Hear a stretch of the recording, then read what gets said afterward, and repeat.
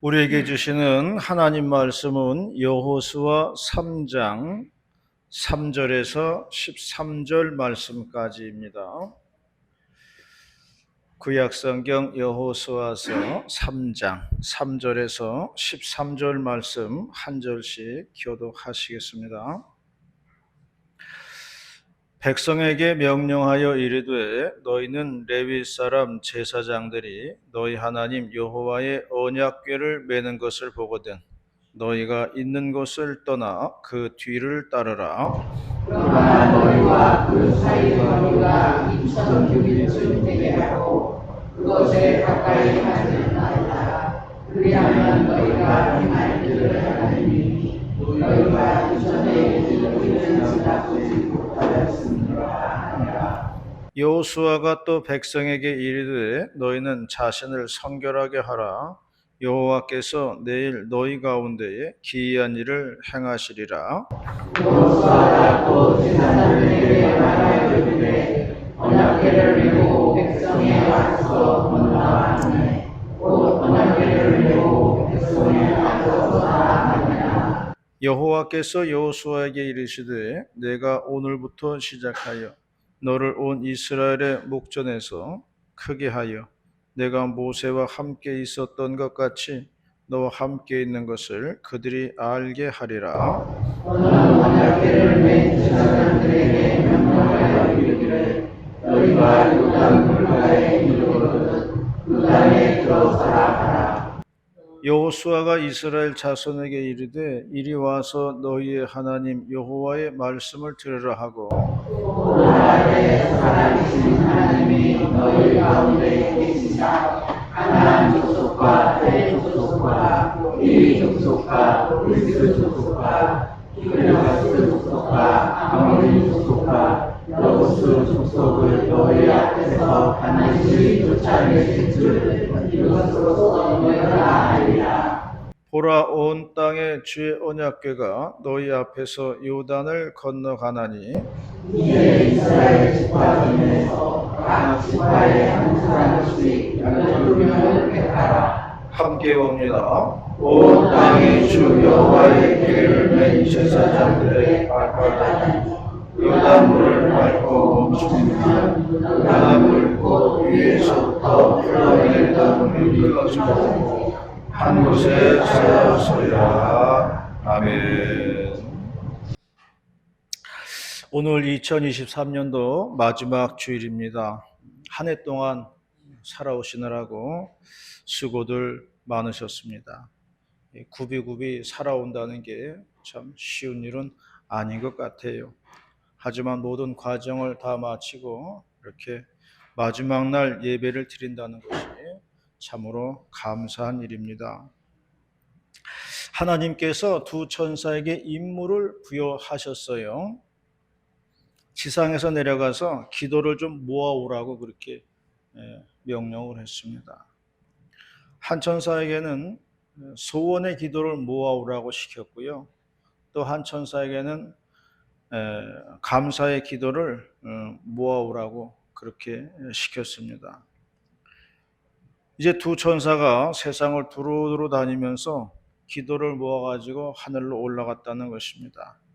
그래서 하나님 앞에 그 기도의 보따리를 풀어 놓았는데 소원의 보따리는 차고 넘쳤다는 거지요. 그런데 감사의 보따리는 텅텅 비었다는 그런 이야기입니다. 지나온 우리들의 시간들은요, 소원으로 가득 찼어요. 하지만 오늘 마지막 주일에는요, 감사의 시간이 되시기를 바랍니다. 한 해 동안 인도해 주신 것에 대한 감사의 시간이 되기를 바라겠습니다.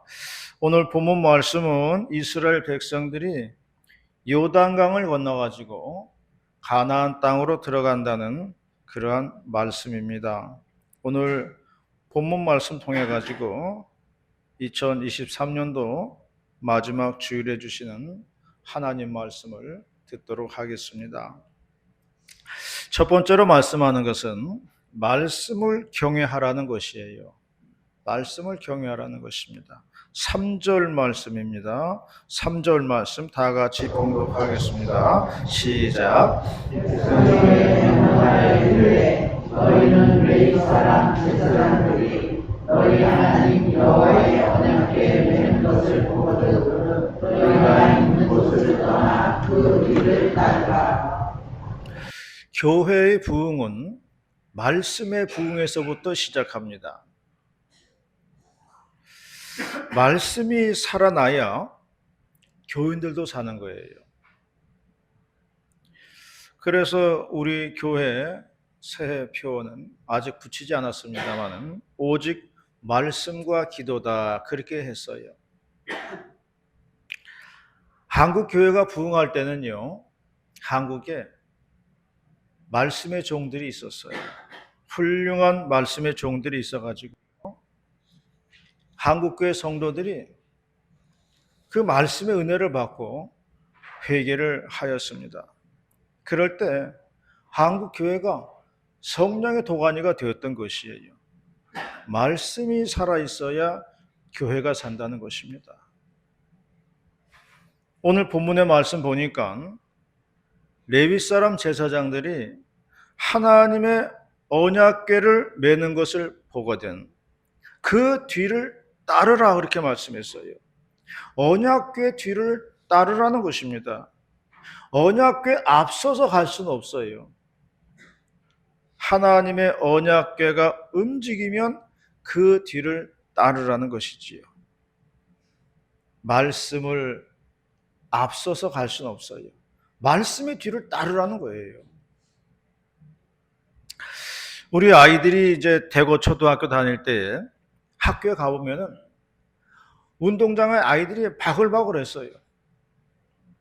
근데 요즘 아이들이 별로 없다고 그래요.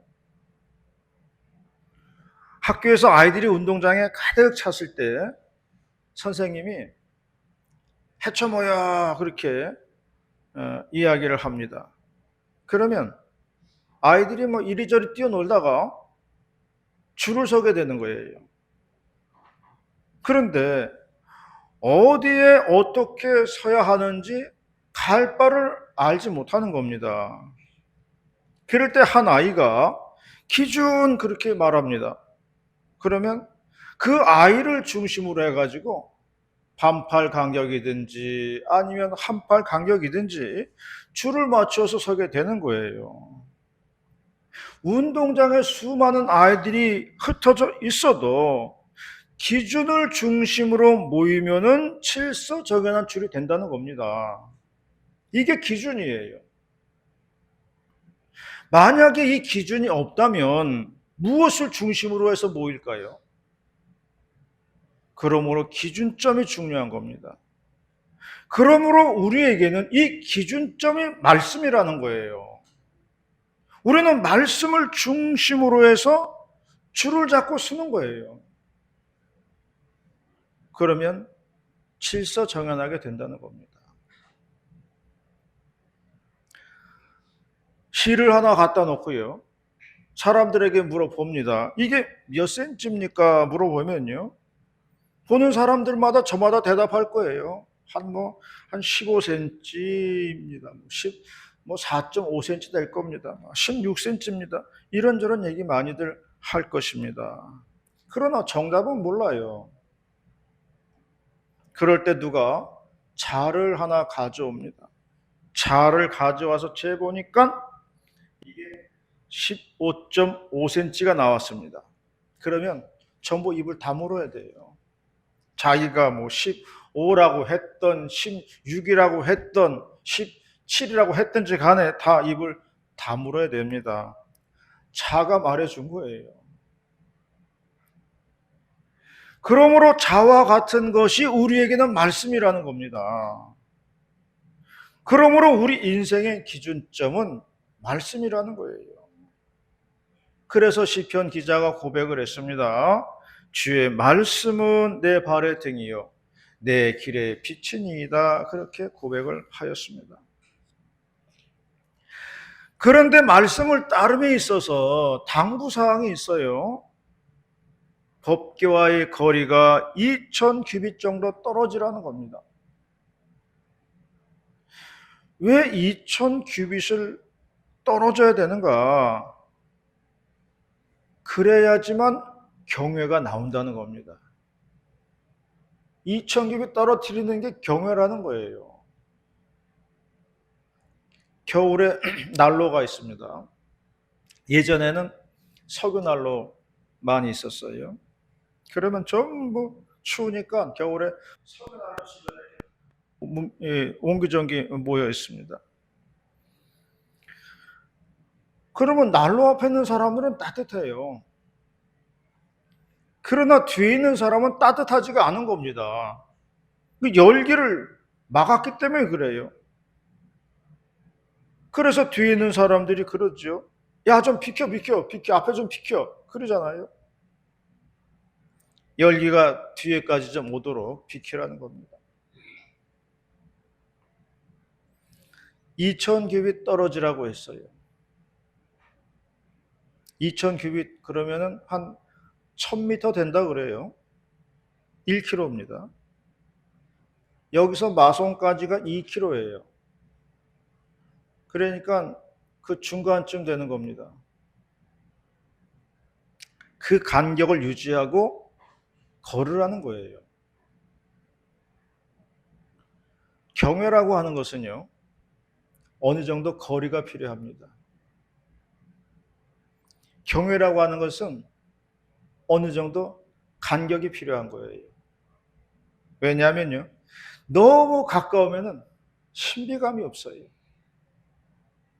그래서 적절한 간격은 경외를 의미하는 거예요. 세상에서는 너무 가까이 있으면 귀한 겁니다. 그래서 세상에서 아무리 위대한 인물일지라도요, 집에서는 존중을 받지 못하는 거예요. 밖에 나가면 다 훌륭한 남편이고요. 밖에 나가면 다 훌륭한 아내예요. 그런데 이게 가까이 있기 때문에 집에서는 소홀히 여김을 받는다는 겁니다. 그러므로 세상에서는요, 적당한 간격이 필요한 거예요. 나무를 심을 때도 적당한 간격이 필요한 거고요. 곡식을 심을 때도 적당한 간격을 띄워줘야 되는 거예요. 그러므로 하나님과 적당한 간격을 두는 것이 경외인 줄로 믿으시기를 바랍니다. 적당한 거리가 있는 게 경외하면서 믿을 수가 있어요. 그래서 적당히 모르는 것도 은혜예요. 우리가 하나님 앞에서 하나님에 대해서 100% 다 알 수도 없지만은 알려고 할 필요도 없어요. 적당히 모르는 게요, 잘 믿는 거예요. 하나님, 나도 잘 모르겠습니다. 그러고 그냥 믿는 게 잘 믿는 거예요. 그렇게 믿는 거예요. 저는 거물대리에서 23년 살았습니다. 그런데요, 아직 거물대리 모르는 골목길이 있어요. 23년 살았어도요, 안 다녀본 골목길이 있더라고요. 다 알고 사는 거 아니에요. 모르고 사는 겁니다. 경외는 적당한 거리를 두고 뒤를 따르는 것이라고 했습니다. 모든 사람이 볼 수 있도록 배려하는 거예요. 하나님은 나의 하나님도 되지만은 우리의 하나님이 되기 때문에 다 같이 볼 수 있어야 된다는 거예요. 1km 정도 떨어진 법궤가 희미하게 보이지만은 그래도 눈을 비비고 따라가는 것이 경외다, 그렇게 말씀하고 있습니다. 그러므로 말씀을 경외하는 저와 여러분이 다 되시기를 바라겠습니다. 두 번째로 말씀하는 것은 거룩이 능력이다 라고 말씀했어요. 거룩이 능력이라는 겁니다. 5절 말씀 다 같이 봉독합니다. 5절 말씀 시작. 여호와가 또 백성에게 이르되 너희는 자신을 성결하게 하라. 여호와께서 내일 너희 가운데 기이한 일들을 행하시리라. 요단강 건너서 가나안 땅으로 들어가는데 하나님 명령은 자신을 성결하게 하라는 거예요. 그러면 하나님께서 기이한 일을 행하실 것이다, 그렇게 말씀을 했어요. 백성들이 자신을 성결하게 할 때에 하나님께서 역사해 주신다는 말씀입니다. 기적을 베풀어 주시고요, 백성들이 그것을 볼 것이라고 말씀을 했어요. 가정주부들이 매일 하는 일이 있죠. 그게 설거지입니다. 설거지를 해놔야 다음에 그 그릇에다가 밥도 담고 국도 담고 반찬도 담고 하는 것입니다. 주부도 설거지가 된 그릇을 쓰는 겁니다. 마찬가지로 하나님도 성결한 사람을 쓰겠다는 겁니다. 주부가 설거지된 그릇을 쓰듯이 하나님은 성결한 사람을 쓰겠다는 거예요. 그러므로 성결이 능력이에요. 왜냐하면 하나님이 쓰신다는 자체가 능력입니다. 능력은 다른 게 아니에요. 하나님의 쓰면 능력입니다, 그게. 새벽에 말씀 보니까 바사왕 아닥사스다 왕이 이스라엘 백성을 본토로 이제 돌려보내요. 그러면서 왕의 문서를 써서 주었습니다. 두루마리로 된 문서인데 읽어보니까 에스라와 함께 같이 갈 사람은 본국으로 가라는 거예요. 그리고 문서에는 성벽을 재건하는 그런 돈이며 그리고 할 일들을 적어 놓았습니다. 에스라는 그 문서에 입각해서 돌아오게 됩니다. 그리고 문서에 적힌 대로 수행을 하게 되지요. 예수님께서는 공생애를 시작하시기 전에 마귀의 시험을 받으셨어요. 그리고 광야에서 마귀의 시험을 이기신 후에 제일 먼저 하신 일은 뭐냐면은 제자를 뽑은 거예요. 그래서 베드로와 야고보를 뽑는 것으로 시작을 해가지고 12명의 제자를 뽑았습니다. 그리고 공생애를 시작하셨어요. 그러면 예수님이 제자를 뽑아 놓으시고 무엇을 하셨는가? 제자들에게 능력을 주었다고 말씀했어요. 귀신을 물리치고 병자를 치료하고 약한 것을 고치는 능력을 주셨다고 했습니다. 그러므로 하나님의 쓰임을 받는 자들에게는 능력이 있다는 것입니다. 하나님이 부르시고 쓰시는 자체가 능력이라고 말씀을 하고 있는 것이에요. 우리는 다 부름받아가지고 이 자리에 나왔습니다. 하나님의 쓰임을 받는 거예요. 오늘 주보에도 여전도의 임원을 뽑아서 올렸습니다. 코로나 때는 이것도 못했습니다.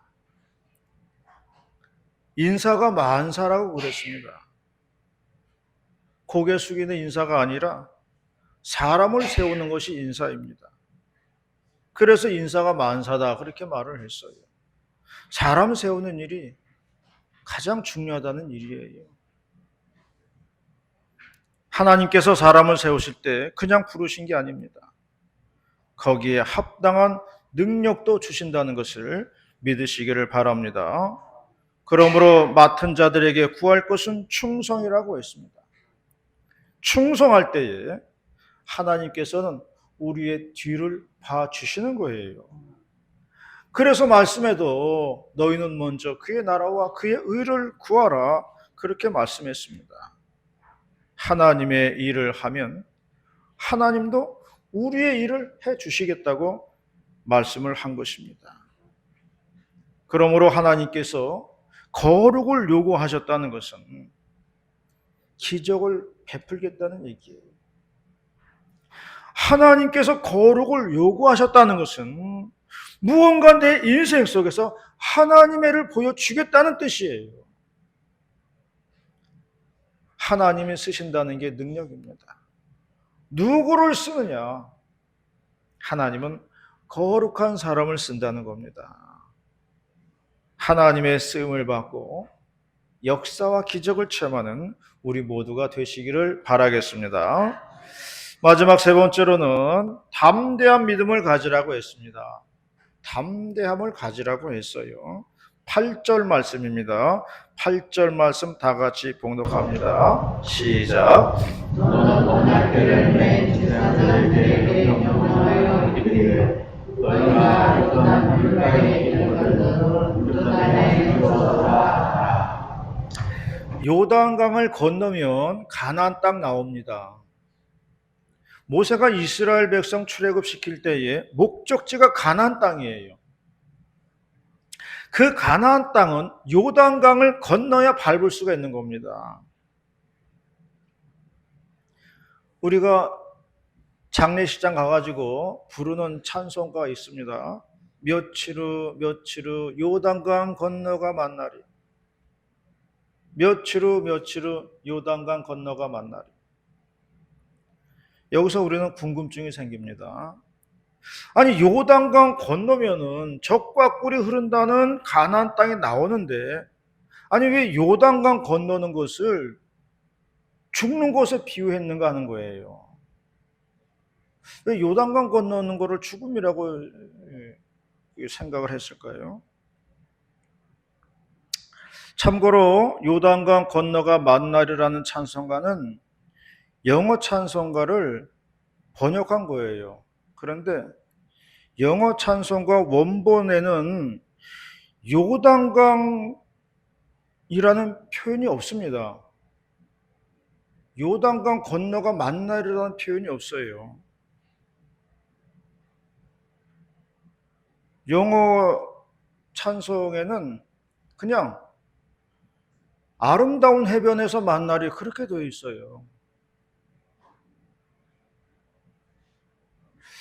그런데 누군가 여기에다가 요단강을 집어넣은 거예요. 아마 한국 사람들이 생각을 할 때 저 천국이 가장 좋은 곳이라고 생각을 하고 젖과 꿀이 흐르는 가나안 땅을 천국하고 연결을 시킨 거예요. 한국 사람들이 거기다 이제 집어넣은 거예요. 어느 나라든지 간에 저승과 이승을 표현할 때 강을 비유해서 표현합니다. 그래서 우리나라 영화 제목에도 그게 있죠. 니마 그 강을 건너지 마서. 이게 죽음의 강을 얘기하는 거예요.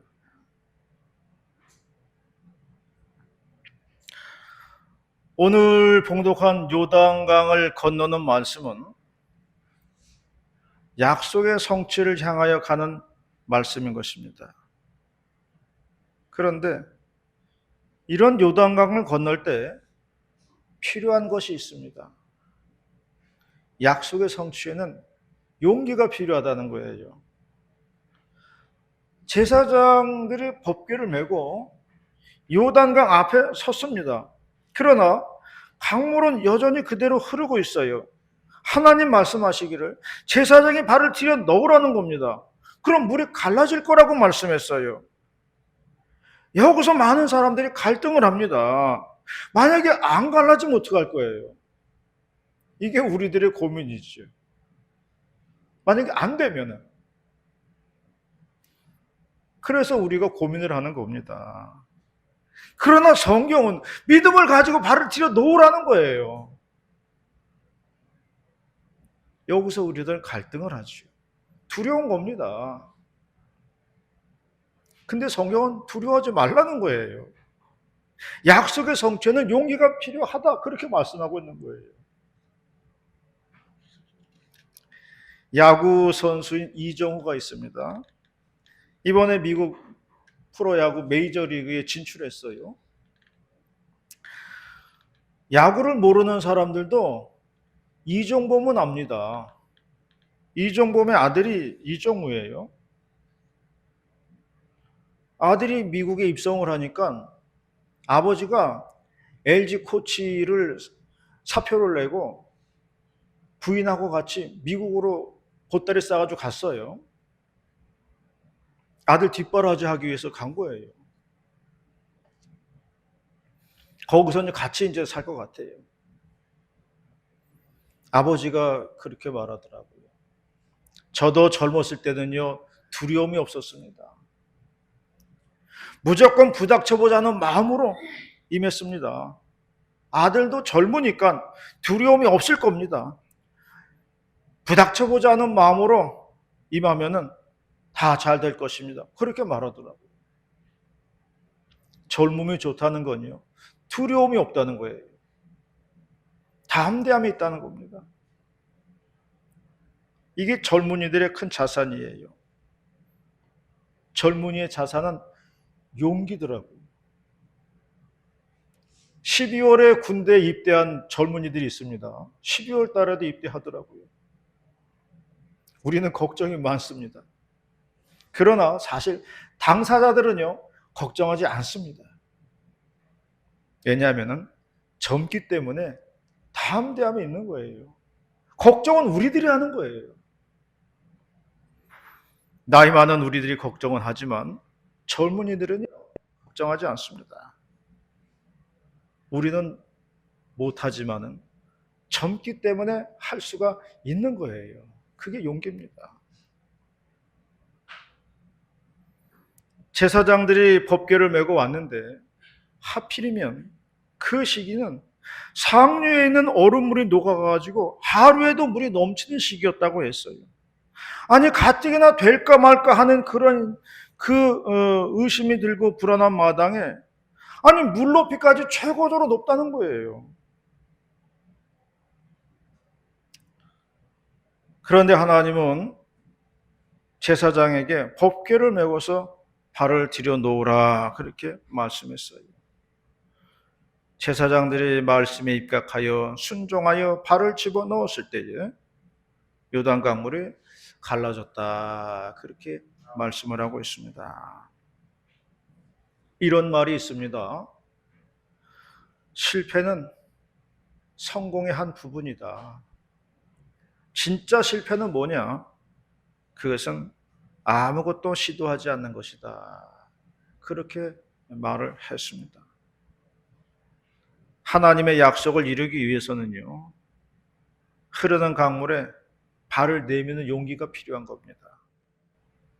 이러한 담대함이 없으면 우리는 하나님의 역사와 기적을 볼 수가 없습니다. 오늘 하나님께서 우리에게 하시는 말씀이 있습니다.